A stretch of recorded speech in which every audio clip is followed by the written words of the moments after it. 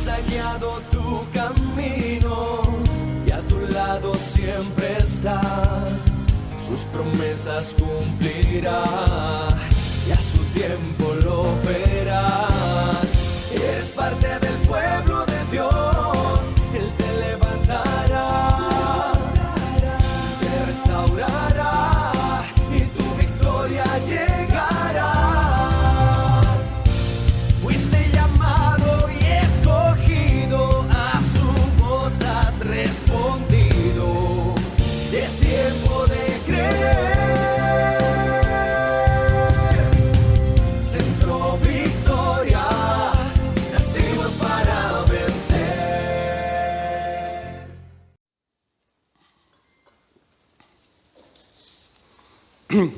Levítico es un libro que no es muy bonito, no es muy bonito de leer. El nombre lo dice, tiene que ver más que nada con los levitas. Los levitas era una tribu, una de las 12 tribus de Israel, y era la tribu de la que tenían que salir los sacerdotes. Usted no podía ser sacerdote si no pertenecía a la tribu de Leví. Y entonces todo este libro es una serie de normas, de instrucciones, de reglamentos, de cómo tenían que celebrar el culto, cómo tenían que hacer la liturgia, cómo tenían que vestirse, cómo tenían que bañarse. Es un poco tedioso. Pero dentro de ese libro hay un montón de revelación también. Y algunas veces nos la perdemos porque empezamos a leer y nos cansamos, nos aburrimos. Pero usted tiene que tener presente, y cada vez que lea la Biblia, aunque una parte lo aburra o aunque no le quede muy claro lo que está leyendo, tiene que entender un principio que escribió el apóstol Pablo. Y es que toda escritura es inspirada por Dios. ¿Amén? ¿Cuál? Toda. Hay versículos que yo no entiendo nada, pero fueron inspirados por Dios. Hay versículos que no me gustan, que me aburren, pero fueron inspirados por Dios. Y no solo es inspirada por Dios, es útil, dice Pablo. Es útil para enseñar, para corregir, para instruir en justicia, imagínense.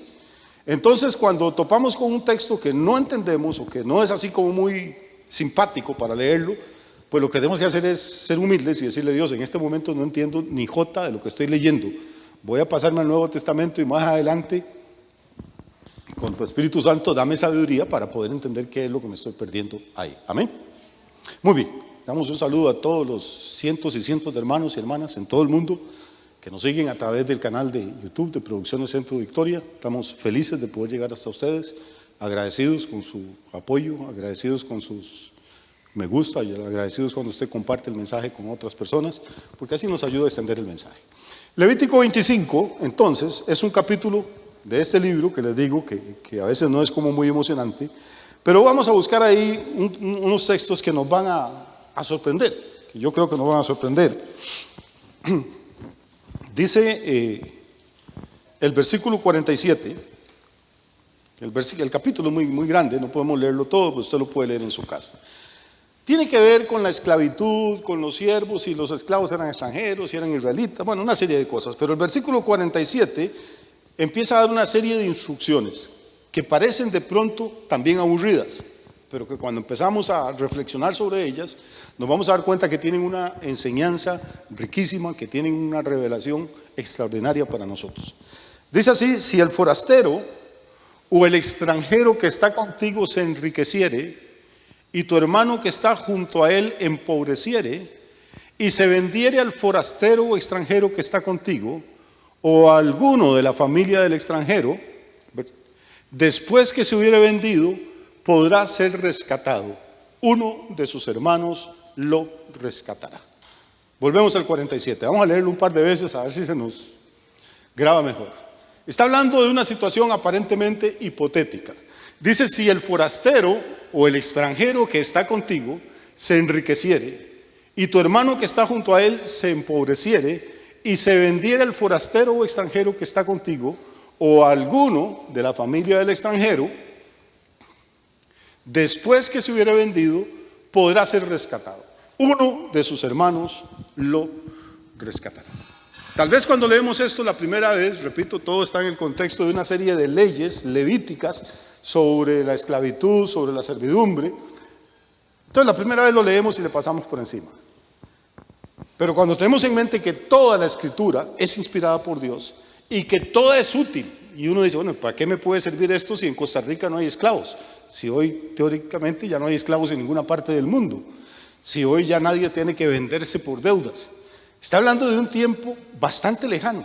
Está hablando de una situación social que se daba en Israel y en todas las naciones hace muchísimos siglos. Si usted tenía una deuda y no la podía pagar, podían ocurrir dos cosas. Una, que usted le dijera al acreedor: no puedo pagarle, llévese a uno de mis hijos para que le trabaje el resto de su vida. Eso ocurre. Si usted ha leído la Biblia, se acordará que una vez llegó una mujer, una viuda, la viuda de un profeta, donde Eliseo dijo: mi esposo era un hombre de Dios, pero se murió, nos dejó endeudados y el acreedor vino para llevarse a mis hijos. ¿Quién es el acreedor? El que había prestado el dinero. Y como se murió el papá de los chiquitos sin poder pagar, ahora el tipo viene y dice: bueno, yo la plata no la pierdo, me llevo a sus hijos. ¿Y para qué se los lleva? Bueno, los puede vender como esclavos, o los puede poner a trabajar en el molino de él o a cuidar las vacas de él sin pagarles ningún salario durante años y años y años, hasta que con el trabajo de ellos logren pagar la deuda y los intereses de lo que quedó debiendo su papá. Ahora pues eso, gracias a Dios, no funciona, nada más le quitan a usted el carro, la casa. Pero entonces se llevaban a sus hijos. O si usted quería mucho a sus hijos, decía: no, mis hijos están muy pequeños, o yo los quiero mucho, o están enfermos, no los puede llevar, lléveme a mí. Entonces el deudor se vendía al acreedor. Obviamente cuando él contrajo la deuda, pues él se imaginó que iba a poder pagar. Esa es la historia de todos nosotros.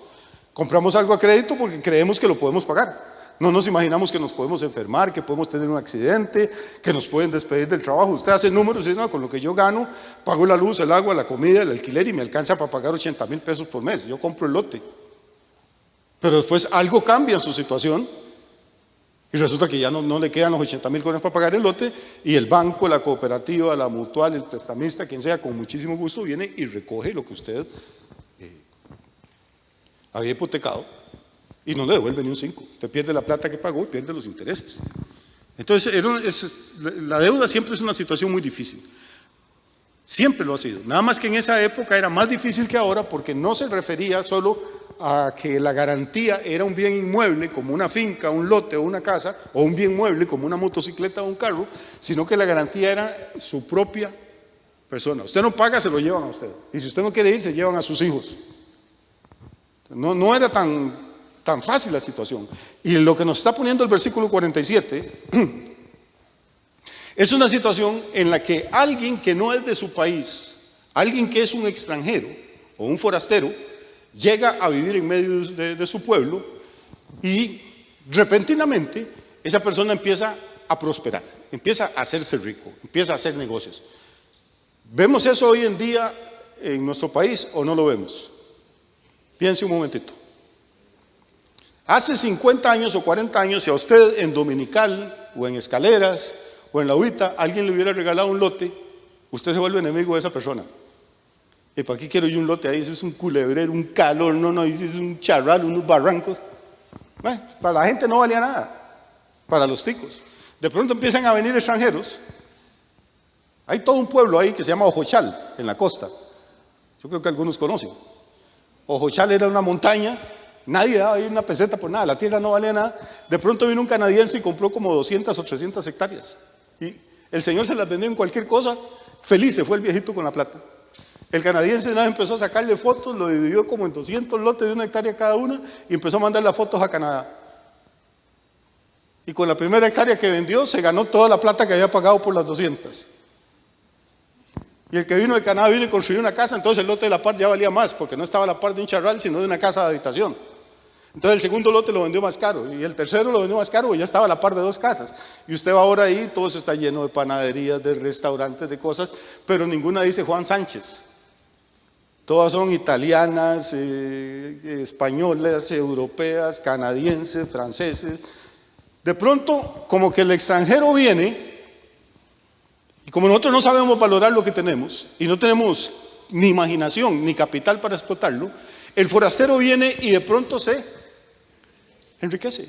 ¿Y qué le pasó al señor que vendió con aquel montón de dólares, según él? Pues que tenía 5 o 6 hijos, hermano, que cada hijo, uno le pidió una moto, el otro le pidió un carro, la hija se casó mal casada y tuvo que recogerla con 11 nietos. Y 5 años después, de la plata en la que había vendido, no tiene un peso. Ni el santo, dijo mi mamá, ni la limosna. Ni el lote, ni la finca, ni la plata tampoco.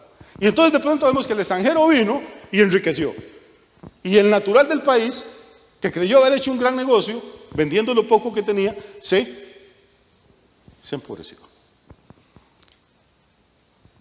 Así que la Biblia no nos está hablando aquí de algo imaginario, está hablando de una situación que ocurre todos los días, que ocurre en nuestros países. Y se da un caso más triste todavía. Usted va a esa zona de la costa, y puede ser, estoy hablando de la costa porque nos queda cerca, 35 kilómetros, podría hablar de muchos otros lugares. Muchos de los señores que eran dueños de las fincas las vendieron y después llegaron a pedirle trabajo de peón. Y hoy son peones volando machete en la finca que antes era de ellos y son empleados del extranjero. Esa es la realidad de nuestro país. Entonces es una situación triste, pero es una situación en que en aquella época era aún más difícil, porque la persona que se endeudaba podía terminar siendo esclavo del que le había alquilado el dinero. Voy de nuevo: si el forastero o el extranjero que está contigo se enriqueciere, y tu hermano que está junto a él empobreciere, y se vendiere al forastero o extranjero que está contigo, o a alguno de la familia del extranjero, ¿ves qué situación más terrible? Pero hay una esperanza. ¿Cuál es la esperanza? Después de que se hubiera vendido, podrá ser rescatado. Uno de sus hermanos lo rescatará. Vamos a enfocarnos en este versículo 48. Ya vimos que la situación está difícil. La persona no perdió lo que tenía, perdió la salud, no sabemos, quebró, de pronto no tenía dinero y terminó siendo siervo de un extranjero. Parece que la situación no tenía salida, no tenía remedio. Pero el versículo 48 nos da una luz como de esperanza. Dice que después de que se hubiera vendido, todavía hay una lucecita para él, hay una puerta de oportunidad. ¿Cuál sería esa puerta de oportunidad? Que alguno de sus hermanos lo rescate. Esta es una figura legal en el Antiguo Testamento que se llama Goel. Para los que toman notas, que son 2 o 3, es G de jato, O-E-L, Goel. ¿Qué es Goel en hebreo? Es alguien que es pariente suyo, que es familia suya, que tiene una relación de parentesco con usted, que tiene recursos, porque si está igual de pobre que usted, pues no lo va a poder comprar. Ese pariente suyo sí tiene que estar bien financieramente, tiene que tener recursos, pero no solo tiene que tener recursos, tiene que quererlo tanto a usted que esté dispuesto a gastar los recursos que tiene para pagar la deuda suya. No sé si me estoy explicando. No. Vamos a ver, pensemos por un momento. Yo me vendo como esclavo al forastero, al extranjero, y no tengo ni padre, ni madre, ni hermano, ni primo, no tengo nada. Se me había muerto toda la familia en una epidemia. Quiere decir que como no tengo pariente que me rescate, no tengo ninguna esperanza. Ese es el escenario 1, terrible. Pensemos en el escenario 2. El escenario 2 es: sí, mi papá está vivo, tengo 17 hermanos, tengo 49 primos, tengo un familión enorme, tengo parientes, aleluya, pero todos son pobres como ratas. Entonces de nada me sirve tener parentela si mis parientes no tienen los recursos necesarios para pagar la deuda que yo tengo con el acreedor. ¿Sí? ¿Es esto suficientemente claro? Ok, vamos al tercer escenario. El tercer escenario es: yo quebré, me vendí al extranjero y tengo papá, 17 hermanos y 49 primos. Y no pobres, todos están nadando en la abundancia. Todos tienen dinero hasta para tirar para arriba.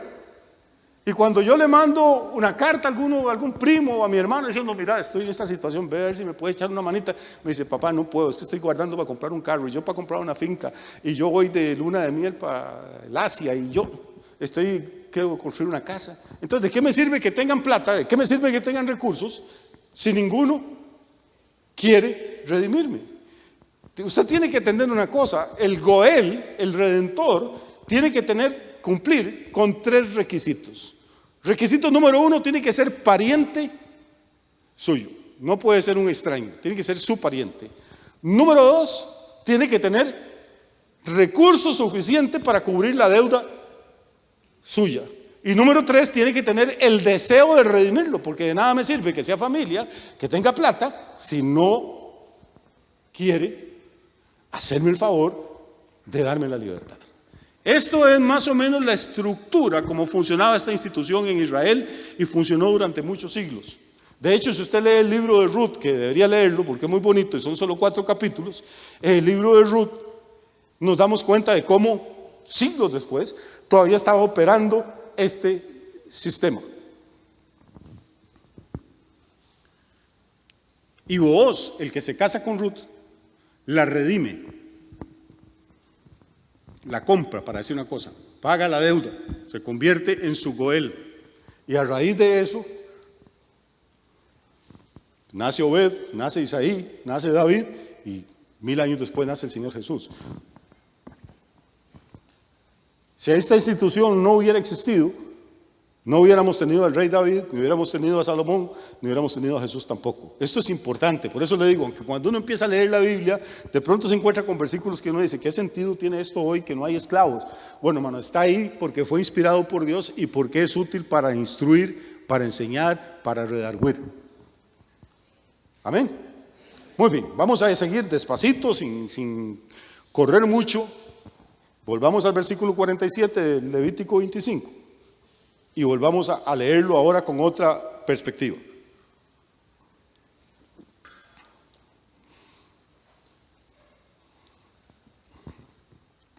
Dice, si el forastero o extranjero que está contigo. Vamos a ponérselo de esta forma de una vez. Cuando la Biblia habla del forastero o extranjero, en este contexto, está hablando de Satanás.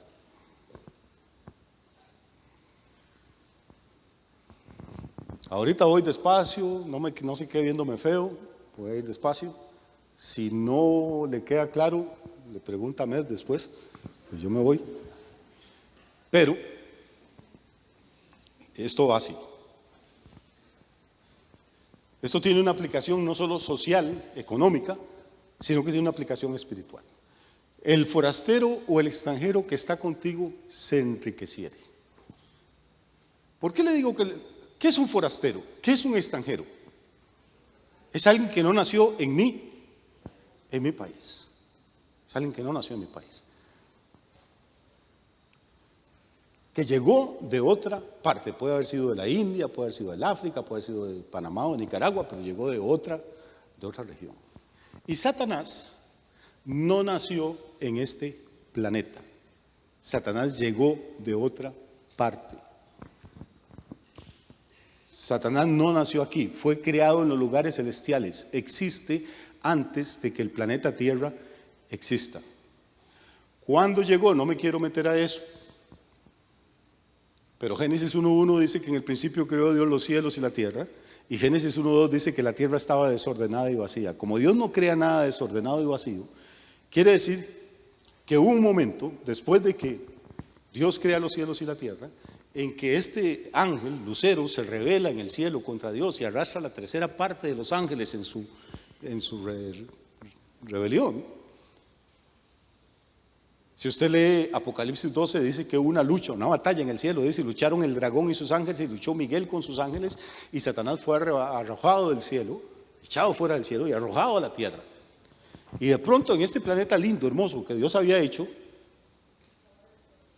hay un desorden y hay una cosa fea. Y la Biblia dice que Dios es Dios de orden. Entonces Dios no puede haber creado este planeta desordenado. Si está desordenado es porque alguien más intervino y todavía no existían los seres humanos. Entonces, ¿quién fue el que intervino para desordenar esto? Fueron Adán y esos miles o cientos de miles o millones de ángeles rebeldes a los que hoy llamamos demonios.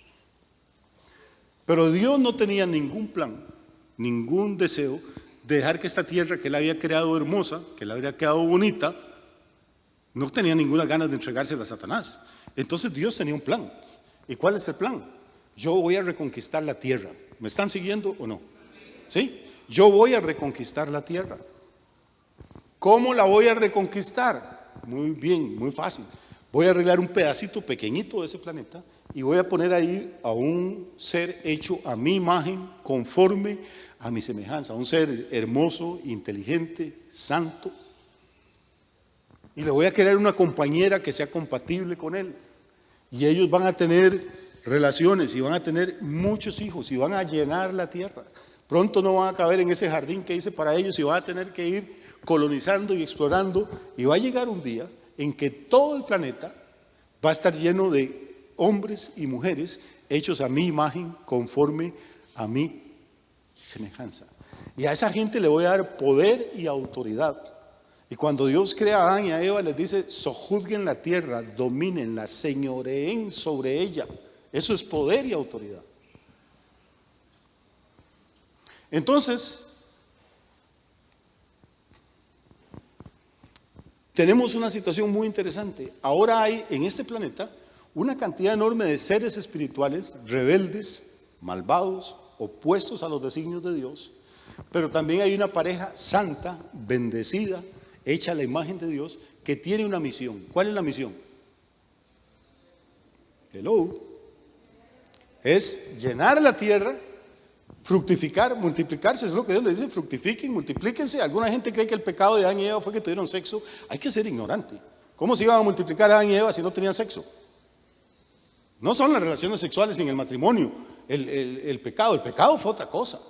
Porque tenían un mandamiento, se llama el mandamiento cultural. Ustedes tienen que multiplicarse, henchir la tierra, llenarla con gente igual a ustedes, sojuzgarla, ponerla. ¿Qué significa sojuzgar? Es ponerla bajo autoridad. Todos esos pedazos de tierra que el enemigo está ocupando, ustedes se los van a arrebatar y ahí van a levantar bandera y van a proclamar el nombre del Dios que los creó. Ese es el propósito de la creación. Pero todos sabemos lo que pasó. En la primera batalla, en el primer choque, en el primer enfrentamiento, Adán y Eva fracasaron. El único mandamiento que tenían, lo quebrantaron. Y recuerden por qué he enseñado esto hasta la saciedad. Hay principios bíblicos bien claros. Dice: si uno es vencido por otro, se convierte en esclavo del que lo venció. Y el Nuevo Testamento dice: porque el que hace pecado, esclavo es del pecado. Entonces Adán y Eva fueron vencidos en el huerto. ¿Vencidos por quién? Por Satanás. Y según este principio, el que es vencido por alguno se convierte en esclavo de aquel que lo venció. Entonces Adán y Eva, nos guste o no nos guste, lastime nuestro orgullo o no lo lastime, Adán y Eva se convirtieron en esclavos de un pésimo patrón. Se convirtieron en esclavos de Satanás. Satanás les dijo: ustedes van a ser como dioses, porque Satanás siempre promete y promete y promete, y al final usted se va a dar cuenta que todo era mentira, porque él es mentiroso y padre de mentira. No se hicieron como dioses, se hicieron como esclavos. Y los hijos que tiene un esclavo con una esclava no nacen libres, nacen esclavos. Por eso en este planeta estaba lleno de esclavos. Adán, que había sido el dueño de todo lo que había en la tierra, de todos los minerales, de todas las riquezas, de toda la naturaleza, que había sido el Señor, el delegado de Dios, el virrey sobre la tierra, Adán lo pierde todo. Entonces note, vuelva a leer ahora que en ese contexto, Levítico 25:47, el forastero o extranjero, o sea, el que no había nacido aquí, ¿quién es? Satanás, que estaba arruinado y quebrado porque había perdido su posición en el cielo. De pronto el forastero se enriquece. Y tu hermano, que Adán y Eva son nuestros hermanos de naturaleza, de carne, de sangre, tu hermano que está junto a él empobrece. Adán lo pierde todo y Eva lo pierde todo. Y salen del huerto con una túnica hecha de pieles de animales, nada más, con una mano atrás y otra adelante. Después de haber sido dueños de todo, ahora son, como dijo el Puma, dueños de nada.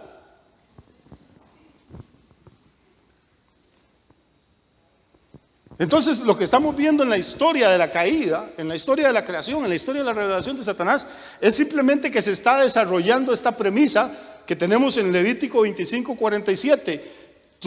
El extranjero, el forastero, que llegó aquí sin nada, llegó desterrado, lo expulsaron del cielo, perdió todos los privilegios que tenía, llegó arruinado. De pronto se hace inmensamente rico y el ser humano, el natural, el autóctono, el que sí había sido creado acá, el ser humano de pronto se ve despojado de todo y se convierte en esclavo.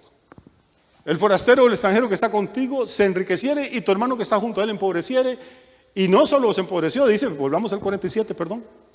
Dice, no solo los empobreció, dice, y se vendiere al forastero o extranjero que está contigo.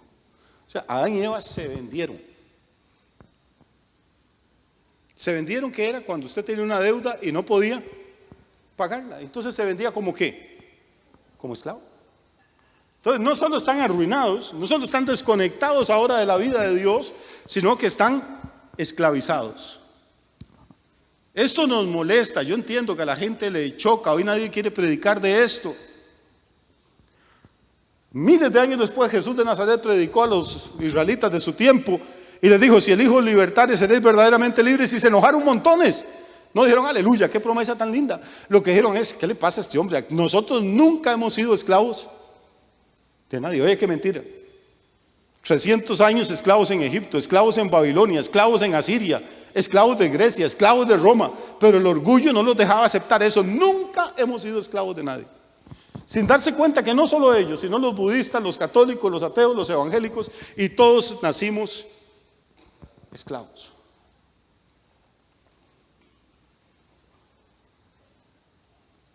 ¿Por qué se enojaron los israelitas cuando oyeron a Jesús decir eso? Porque al orgullo humano le choca decir que hemos sido esclavos. Es divertidísimo cuando uno empieza a mí me gusta mucho el tema de la historia y la genealogía, y cuando hay empresas y personas que viven de buscarle la genealogía a usted les paga una cantidad y ellos empiezan a rastrearle quién era su papá, su abuelo, su bisabuelo, y todas las genealogías, todas incluyen que un antepasado suyo era conde o marqués o rey en España. No hay ninguno que diga que un antepasado era prostituta, ni que alguno era ladrón y se murió en la cárcel. Como usted paga, le rastrean. En mis antepasados tiene que haber habido un montón de maleantes, hermano. Y que, pues, yo no puedo hacer nada para cambiar eso. Pero es que el orgullo humano, no, en mi pasado no hay nada malo, ni en mi familia, no, olvídese de cuentos. Todos hemos sido esclavos. En realidad, si rastreamos la genealogía nuestra hasta Adán, que es donde se debería rastrear, todos somos hijos de un tipo fracasado, de un tipo que se vendió a sí mismo como esclavo y que perdió todo lo que tenía. Todos somos hijos de un fracasado, de un hombre que fue creado para grandes cosas, pero que terminó siendo un fracaso absoluto. Y mientras tanto, el forastero, el extranjero, que había venido nadie sabe ni de dónde, y que apareció aquí de la nada, ese tipo se hizo dueño de todo. ¿Cómo sabemos que se hizo dueño de todo? Ya hemos dicho esto miles de veces. Lea la tentación en el Nuevo Testamento, la tentación que le hace Satanás a Jesús en el desierto. La tercera de las tentaciones del desierto dice que lo llevó a la cima de un monte muy alto, le mostró ¿cuántos reinos? Todos los reinos del mundo y su gloria, y le dijo, todo esto te daré si postrado me adorares. Todos los reinos del mundo. ¿Cuántos son todos? Todos, sin excepción, todos los reinos del mundo. Y su gloria, su arte, su fama, su belleza, sus ejércitos, su riqueza. Dijo, todo esto es mío. Satanás está jactando. En buen costarricense diríamos estar rajando, presumiendo delante de Jesús. Le dice, ¿para qué te molestas en ir a la cruz? Que esas cosas tan feas que te van a hacer, nada más que te cuesta. Dobla la rodilla y salve Satán, y todo te lo regalo. Eso es todo lo que tiene que hacer Jesús. ¿Para qué toda esa cosa de juicios y cárceles y las que te va a hacer Judas y Pedro te va a engañar y los garrotazos que te van a dar y la barba como te la van a dejar y la corona de espinas? No se complique. Todo esto es mío. Y lo más interesante, desde que leí este texto la primera vez, lo que más me llamó la atención es que en esa época yo no entendía nada de esto. Leí el texto, pero me llamó la atención. ¿Cómo es que el diablo es el dueño de todo? Y si no es, ¿por qué Jesús no le dijo, cállese mentiroso, usted no es dueño de ninguna cosa? No, Jesús no le discute eso. No le discute la posesión del mundo. Lo que Jesús le dice es, vete Satanás, porque escrito está, al Señor tu Dios adorarás y a Él solo servirás. Lo que Jesús le dijo, no te voy a adorar, aunque seas el dueño de todo y aunque me lo ofrezcas. Quiere decir que tácitamente, como dicen por ahí, con el que calla, otorga. Con su silencio Jesús aceptó que sí, que el diablo era dueño de todo. Pero lo interesante es que el diablo no dice yo los construí, no dice yo los creé, no dice yo los compré, dice a mí me han sido dados, me los regalaron. Esto fue una donación que me hicieron. Y Jesús no le pregunta ni cuándo se los regalaron, ni quién se los regaló, porque Jesús conoce la historia perfectamente. Se los regalaron al principio de la historia humana, en el huerto del Edén, y quien se los regaló fue nuestro pariente Adán.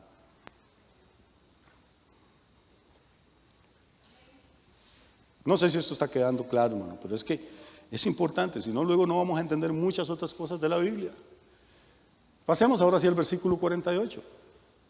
Recuerde que habíamos dicho que este versículo 48 quedaba como una endijita, como una lucecita, como una puerta abierta a la esperanza.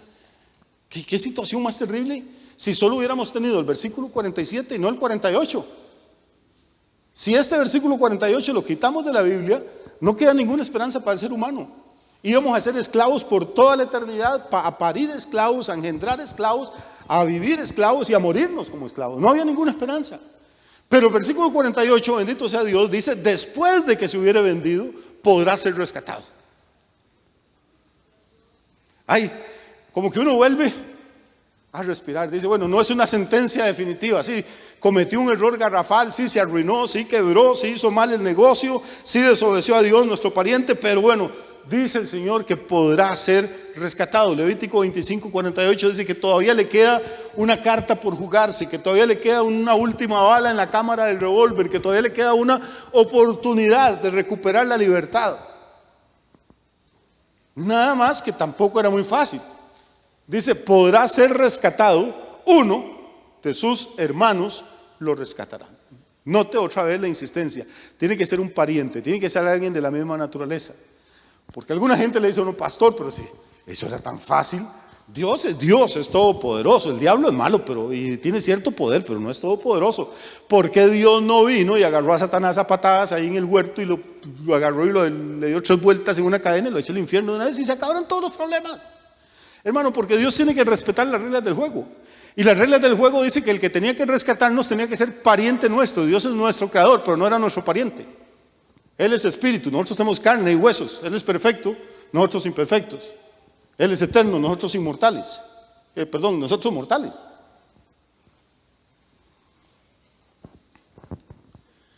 Entonces, bueno, que Dios nos hubiera rebajado en él, pero ¿por qué no mandó a un ángel? Digamos, Miguel, que ya le había dado una paliza al diablo allá arriba. Ya se lo había sonado una vez, ¿por qué no lo mandó y se lo sonó la segunda vez? Porque los ángeles no son nuestros parientes. Son espíritus ministradores creados para ayudarnos a los herederos de la salvación, pero un ángel no es pariente suyo, ni primo, ni tiene sangre, ni células, ni cromosomas, ni nada de lo que usted tiene.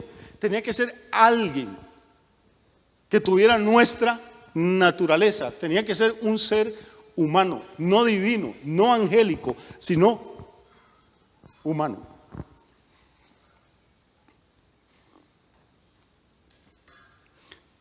Y luego, ese pariente nuestro, ese hermano, recuerden que tenía que tener ciertos requisitos. El primero era que fuera pariente, pero el segundo es que tuviera la capacidad, los recursos para pagar por nuestra deuda. No podía ser un pobretón cualquiera, no podía ser otro esclavo. Y el tercero es que quisiera pagarla. Y no sé si ya descubrieron hacia dónde es que me estoy moviendo. Pero hermano, es que este texto, sin mencionar nada ni parecido, está hablando de Cristo. Está hablando de la encarnación, de por qué era necesario que ese Dios que quería salvarnos, pero que no podía como espíritu venir porque quebrantaba las reglas del juego, ese Dios tenía que hacerse hombre. Tenía que tener un cuerpo como el suyo y como el mío. Tenía que nacer de un útero de mujer, como usted y como yo. Y luego ese hombre que se encarnara, ese Dios encarnado, tenía que soportar todas las pruebas, luchas y tentaciones que el enemigo le atravesara en el camino sin caer ni una sola vez, porque si caía una ya quedaba esclavo y arruinado y tampoco podía salvarnos. Por eso es que la Biblia insiste en que Cristo fue hecho semejante a nosotros en todo, pero sin pecado. Por eso Jesús 3 veces en el Evangelio de Juan le dice a los discípulos, les dice, ya viene el príncipe de este mundo y él no tiene nada en mí. Y el príncipe de este mundo era Satanás. Pero Jesús le advierte al diablo, si el diablo hubiera sido un poquito más vivo, Jesús le advierte y dice, él no tiene nada de mí. ¿Qué quiere decir esto? Que no había en Cristo ni un acto, ni una palabra, ni un pensamiento, nada que el diablo pudiera hacer, eso es mío. Todo lo que había en Jesús le pertenecía al Padre. Por eso él podía decir, el Padre y yo somos uno. Es la única persona que ha podido decir eso. La única persona en toda la historia de la humanidad que ha podido decir, el príncipe de este mundo no tiene nada en mí, nada. Que podía ponerse de pie delante de sus enemigos y decirle, ok, aquí estoy, ustedes me acusan de pecado, díganme uno. ¿Cuál de ustedes me acusa de pecado? Dice que todos dieron la vuelta y se fueron. Y esta gente lo aborrecía. Jesús, número uno, era nuestro pariente. Número dos, era libre. Es el único hombre libre que ha caminado en este planeta después de la caída de Adán. Es el único hombre libre. Por eso él podía libertar a los otros. Si el Hijo os libertare, seréis verdaderamente libres. El mundo está lleno de libertadores, que Simón Bolívar, que Daniel Ortega, que Fidel Castro. Y terminan peor que como empezaron. El único que verdaderamente, o sea, hay una libertad que es falsa. Por eso él dijo, si el Hijo libertare, seréis verdaderamente libres. Es la libertad verdadera. Es la que puede dar Cristo, nada más. Puede libertar de la adicción a la droga, del alcoholismo, de la idolatría, del adulterio, de la fornicación, de la enfermedad, de la opresión del diablo. Tiene el poder. Tiene los recursos. Es nuestro pariente, pero hay una tercera cosa que tenía que tener el Goel, que tenía que tener el Redentor. Aparte de ser nuestro pariente y tener los recursos, tenía que tener el deseo, la voluntad. ¿Con qué razón un hombre perfecto iba a dejar que le hicieran esas cosas terribles en la cruz? ¿Con qué razón un Dios santo, infinito, iba a dejar la gloria eterna del cielo para ir a vivir en el vientre de una mujer judía? Nos hubiéramos muerto todos, nos hubiéramos ido al infierno, hubiéramos sido esclavos eternamente. ¿Y eso en qué reduce la gloria de Dios? En nada. Él habría sido Dios. Fue Dios desde millones de años antes de que existiéramos. Había sido Dios desde la eternidad. Por eso a veces uno lee y repite versículos y no entiende muy bien lo que está diciendo. Juan 3:16 dice, de tal manera amó Dios al mundo. Y uno dice, ay, qué bonito, pero no entiende lo que está diciendo. Si es un amor tan absolutamente absurdo, increíble, gigantesco, sin razón. ¿Qué razón tiene Dios para amarnos a nosotros, una pila de rebeldes, de desobedientes, de seres imperfectos? ¿Podría vivir tranquilo Dios sin nosotros? Desde la eternidad vivía muy tranquilo. Pero Él que era perfecto, Él que era nuestro pariente y Él que tenía los recursos, también tuvo la voluntad. Jesús dijo, el Hijo del Hombre va para ser entregado de manos de los pecadores. Va. No es que lo llevan, va. Dijo, yo tengo poder para dar mi vida y tengo poder para volverla a tomar. Le dijo a Pedro, guarda la espada. Si yo quisiera, le diría a mi Padre y Él me daría 12 legiones de ángeles y aquí no queda nadie vivo. Si yo quisiera, pero no quiero, quiero ir a la cruz. ¿Sería que Jesús era masoquista? ¿Quién va a querer que lo calumnien, que lo escupen, que le arrancan la barba, que lo flagelen con un látigo, que lo coronen de espinas, que lo desnuden y lo claven desnudo a un madero? ¿Quién en su sano juicio va a querer eso? De tal manera amó Dios al mundo y nosotros no entendemos lo que la Biblia está diciendo.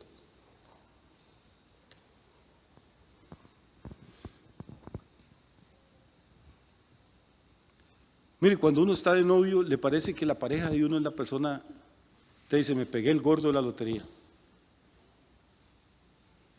Y usted no le ve ningún defecto, nada. Pero cuando se casa y empieza a convivir con esa persona, se da cuenta que todos tenemos defectos. Unos más que otros y unos más feos que otros, pero todos tenemos. Hay gente que habla dormida, hay gente que ronca, hay gente que... Es una cosa horrible.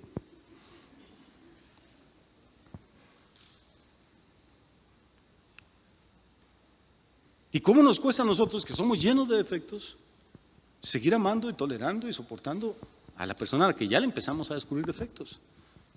Porque la mayoría, los viejitos decían, el amor es ciego. No, el amor no es ciego, es el enamoramiento el que es ciego. Dios es amor y Dios no estaba ciego cuando nos escogió a nosotros. Conocía todas nuestras manías, todos nuestros defectos, todas nuestras imperfecciones. Tal vez usted y yo nos casamos atarantados, con los ojos encandilados por tanta belleza. Pero Dios no, cuando nos escogió sabía perfectamente la clase de fichas que estaba comprando. No nos escogió a ciegas, nos escogió a sabiendas. Por eso Juan dice, de tal manera es que Juan se queda con la boca abierta. Pero ¿cómo es posible que haya un Dios que nos pueda amar de esa manera? Y uno dice, bueno, amar a Juan, sí, porque qué apóstol de Juan, hermano. ¿Usted ha leído eso que dice Juan, hermanos, amémonos unos a otros? Qué hombre tan lindo, qué dulce, qué bonito tener un esposo así. Sí, hermano, ¿usted ha leído los evangelios? Jesús mandó a Juan a predicar a una aldea de samaritanos. Y Juan volvió furioso y le dice, Jesús, esos impíos no quieren escuchar lo que predicamos. ¿Quieres que mandemos que baje fuego del cielo como hizo Elías y que los cocine a todos? Ese es el apóstol del amor. Y Jesús le dijo, ay Juancito, ustedes ni siquiera saben de qué espíritu son. Juan también se conocía sus debilidades, sabía que Dios lo había llamado, lo había escogido, lo había amado, lo había honrado, nombrándolo apóstol. Y por eso él se maravilla y dice, qué amor más extraordinario, cómo nos ama Dios. Y luego termina diciendo, porque nosotros no le amamos a Él primero, sino que Él nos amó a nosotros, Él tomó la iniciativa.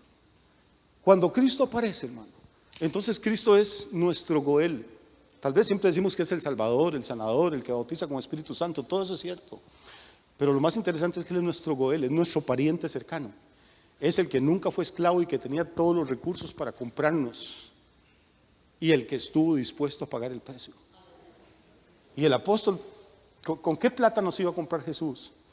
Si todo el oro y toda la plata que hay en el mundo y todas las montañas y toda la gloria de todos los reinos, Adán se la había regalado a Satanás. Satanás no ocupaba ninguna moneda. Por eso el apóstol Pedro escribe y dice, fuimos redimidos de la vana manera de vivir que recibimos de nuestros padres, no con cosas corruptibles como el oro o la plata, sino con la sangre preciosa de Cristo, como de un cordero sin mancha y sin contaminación, hermano. Hay gente que lo menosprecia a usted, hay gente que me menosprecia a mí. A veces nos menospreciamos a nosotros mismos. Usted no vale lo que dicen los vecinos, usted no vale lo que dice su mamá, usted no vale lo que dicen sus enemigos, usted no vale lo que usted cree que vale, usted vale lo que Dios dice que usted vale. Y usted valió la sangre del cordero, hermano. Así es que imagínese la dignidad que usted tiene como ser humano.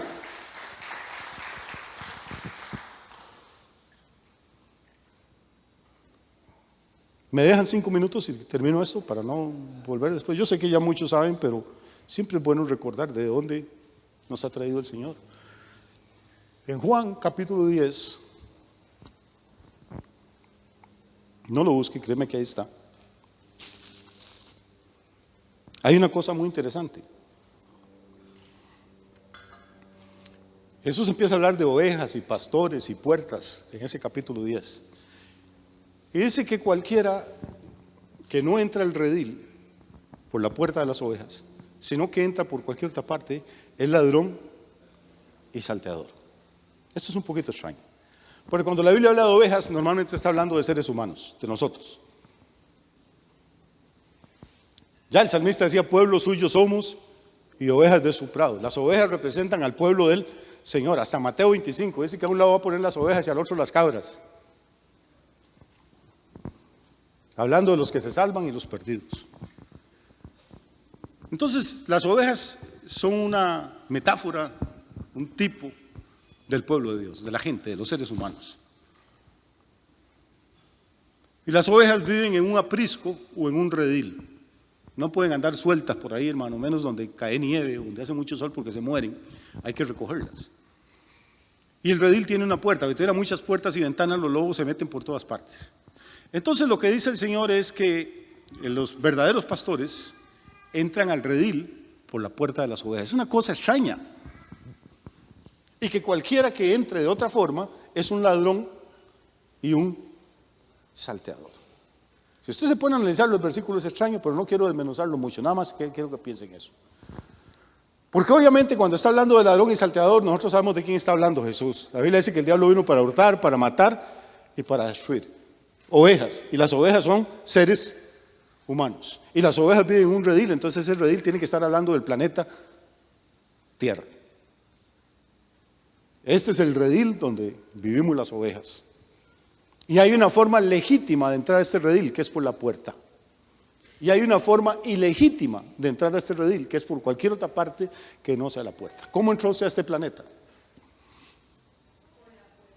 Por la puerta, a través del parto, a través de un embarazo, de un parto, entró a este planeta. Así entré yo, así entró quien quiera, Bill Gates o el mendigo que está ahí en la esquina. No hay diferencia, todos entramos de la misma forma. Por eso somos ovejas. ¿Por qué Jesús dice que Él es el buen pastor? Dice, porque yo también entré por la puerta de las ovejas. Por eso Jesús tuvo que encarnarse. Pudo haber venido de una vez como un hombre de 30 años desde el cielo, ¿o no? ¿Sí? Con un cuerpo súper glorioso, como si hubiera venido saliendo del gimnasio. Pero no, hermano, escogió venir como un bebé, como una célula, como un cigoto, crecer en el vientre de María. Tuvo que ser amamantado, tuvo que aprender a hablar, a gatear, a caminar, a comer. ¿Por qué? Porque para que Él pudiera ser nuestro pariente, no podía venir de otro lado. Si hubiera venido del cielo con un cuerpo de 30 años, habría sido extranjero y forastero. ¿Recuerda esto? Sí, Levítico 25:47. Pero para ser nuestro Goel tenía que ser no un extranjero, sino nuestro pariente. ¿Y por qué dice el Señor que cualquiera que entra por otro lado que no es la puerta es ladrón y es salteador? Porque Satanás es el que entró por otro lado. Satanás no nació en este planeta, fue creado en otro lugar y aterrizó acá, hermano, pero no nació. Entró al redil, pero no por la puerta, por eso es ladrón y salteador. Y Jesús es el buen pastor y ese es nuestro Goel, porque para ser nuestro pariente entró por la puerta. Por eso Pablo escribe en la carta a los Gálatas, dice, pero cuando llegó el cumplimiento del tiempo, Dios envió a su Hijo nacido de mujer. ¿Para qué? Ya se sabía que era nacido de mujer, ¿para qué tiene que decir eso? Para recalcar, hermano, que Jesús es nuestro pariente, es nuestro Goel, es nuestro Redentor, es el que pagó la deuda que ninguna cantidad de oro y plata en el universo podían haber pagado, es el que nos sacó de la esclavitud, de la deuda que teníamos, para hacernos verdaderamente libres.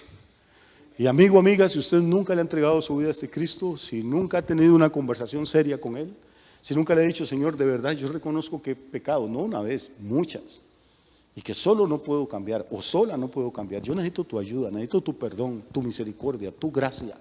Yo creo que tú me lavaste de mis pecados, pagaste mi culpa con tu sangre en la cruz del Calvario. Creo que moriste y que el Padre te levantó de los muertos al tercer día. Y quiero que vengas a mi vida y seas mi Señor y mi dueño. Si nunca lo ha hecho, amigo, hágalo, porque esa es la mejor decisión que usted puede tomar en toda su vida.